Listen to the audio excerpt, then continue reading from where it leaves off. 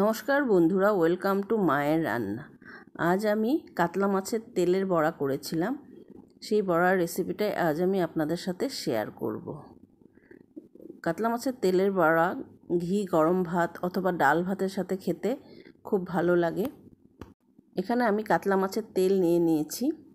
তেলগুলোকে খুব ভালো করে ধুয়ে পরিষ্কার করে নিতে হবে। তেলের মধ্যে এরকম কালো কালো কিছু নাড় থাকে, সেই নাড়গুলোকে ভালো করে টেনে বের করে ফেলে দিতে হবে। তারপর তেলটা খুব ভালো করে ধুয়ে ছেঁকে নিতে হবে। এখানে আমি তেলের সাথে সমপরিমাণের চালের গুঁড়ো ও ময়দা নিয়েছি, আর হাফ চামচ নুন, হাফ চামচ হলুদ গুঁড়ো আর হাফ চামচ লাল লঙ্কার গুঁড়ো দিয়ে তেলটা খুব ভালো করে মেখে নিয়েছি। এবার আমি এখানে কড়াইতে সর্ষের তেল গরম করতে দিয়ে দিয়েছি। এবার আমি বড়াগুলো একটা একটা করে কড়াইতে ছেড়ে দেব।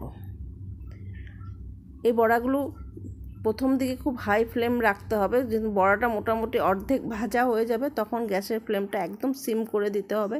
কম আঁচে খুব আস্তে আস্তে বড়াগুলো ভাজলে বড়াগুলো মুচমুচে হয়, ভেতরটা খুব সুন্দর ভাজা হয়ে যাবে। মাছের তেলের বড়া ভাজা হয়ে গেছে। আমি এই বড়াগুলো গোল্ডেন ব্রাউন করে ভেজে নিয়েছি। এবার গ্যাসটা অফ করে আমি বড়াগুলো নামিয়ে নেব। এই বড়াগুলো ঠান্ডা করে যদি একটা এয়ারটাইট কন্টেনারে রেখে দেওয়া যায় অনেকক্ষণ মুচমুচে থাকে।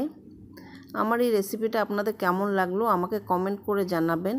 আপনাদের যদি এই রেসিপিটা ভালো লেগে থাকে তাহলে আমার চ্যানেলকে প্লিজ লাইক, শেয়ার ও সাবস্ক্রাইব করবেন। ধন্যবাদ।